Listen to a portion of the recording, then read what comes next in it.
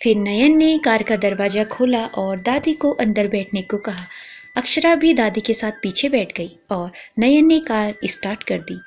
तुम ऐसी पहली डॉक्टर हो जिसने मुझे इतनी आसानी से हैंडल कर लिया, संजीवनी जी ने हंसते हुए कहा। मतलब? अक्षरा ने असमझ के भाव से पूछा। आज तक मुझे बस नयन ही हैंडल करता रहा है, मैं बस उसकी बात मानती हूँ, दादी ने कहा। ये भी डॉक्टर है क्या? अक्षरा ने नयन की ओर देखते हुए कहा, लेकिन नयन ने अक्षरा को पूरी तरह से इग्नोर किया। अरे नहीं नहीं, ये प्रोफेसर है, इसका मेडिकल से दूर दूर तक का कोई लेना देना नहीं है। ये देखो हम आ भी गए, दादी ने कहा और कार से नीचे उतरने लगी। रावल मेंशन एक लग्जरियर मेंशन जहाँ सब कुछ हाई स्टैंडर्ड का था। अक्षरा चलते चलते अपनी चारों ओर नजरें घुमा रही थी। वो उस मेंशन के खूबसूरती में पूरी तरह से डूब चुकी थी, जिसकी वजह से कब उसने नयन को धक्का दिया उसको पता ही नहीं चला। तुम अंधी हो क्या, देखकर नहीं चल सकती? इतना बड़ा आदमी खड़ा है, वो दिखाई नहीं देता? स्टूपिड लड़की। नयन ने गुस्से भरी निगाहों से अक्षरा की ओर देखा और उसे डांट लगाते हुए कहा। जी सॉरी, हमने देखा नहीं आपको, हमारा ध्यान कहीं और था इसलिए, अक्षरा ने अपनी नजरें झुकाते हुए कहा। होगा भी कैसे, ये सब देखकर आंखें खुली की खुली रह गई होंगी ना। अच्छी तरह से जानता हूँ मैं तुम जैसी डॉक्टर्स को। तुम 7वीं डॉक्टर हो जो दादी की पर्सनल डॉक्टर बनी हो। अच्छे से पता है मुझे कि तुम्हें यहाँ की खूबसूरती ने अट्रैक्ट किया है। इस मेंशन में रहने को जो मिलेगा तुम्हें, वो भी फ्री ऑफ कॉस्ट। लिख कर देता हूँ तुम्हें 7 दिन। 7 दिनों में तुम खुद ही इस घर से बाहर जाओगी।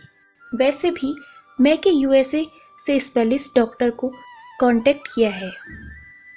7 दिन मजे कर लो, नयन ने कहा और गुस्से से अंदर चला गया। लेकिन इस नयन के इस तरह बात करने से अक्षरा की आंखों में आंसू आ गए। उसने अपने आप को शांत किया और अंदर चली गई। अंदर नयन की माँ कीर्ति कुछ काम कर रही थी। कीर्ति, देखो तो किसको लेकर आए हूँ, संजीवनी जी ने कहा। इसमें नया क्या है माँ, आप फिर से किसी डॉक्टर को लेकर आई हैं ना, कीर्ति ने अपनी जगह से उठते हुए कहा। हाँ, लेकिन इस बार मुझे पूरा विश्वास है कि ये मेरी पूरी ट्रीटमेंट कर देगी, दादी ने अक्षरा की ओर देखते हुए कहा। कीर्ति ने एक नज़र अक्षरा की ओर देखा और बस उसे देखते ही रह गई। उसकी खूबसूरती ही ऐसी थी कि कोई भी डूब जाए। जी नमस्ते आंटी, हम अक्षरा राजपूत, अक्षरा ने अपना हाथ जोड़ते हुए कहा। वेलकम, तुम पहले फ्रेश हो जाओ। नयन, अक्षरा को अपने गेस्ट रूम तक छोड़ के आओ, कीर्ति ने नयन से कहा और दादी के साथ कुछ बातें करने लगी। अपनी माँ कीर्ति की ये बात सुनकर नयन बस लगातार अक्षरा को घूरे जा रहा था, लेकिन अक्षरा अपनी नजरें झुकाए वैसे ही खड़ी थी। नयन ने एक लंबी सांस ली और ऊपर के फ्लोर पर जाने लगा।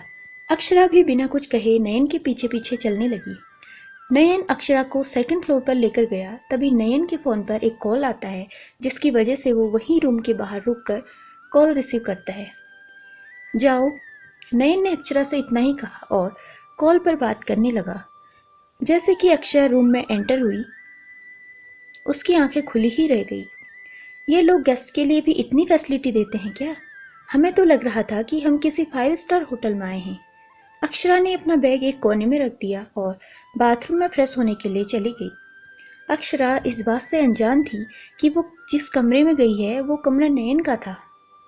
अक्षरा बाथरूम में फ्रेश हो रही थी, तभी नयन रूम में आता है और अपनी शर्ट उतार देता है।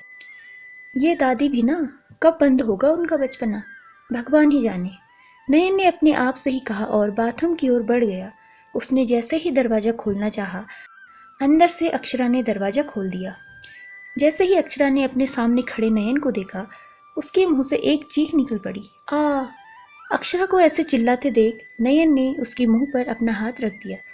अक्षरा वहां से निकलना चाहती थी, लेकिन जल्दबाजी में उसका पैर फिसल गया और वो नयन को अपने साथ लेकर गिर गई।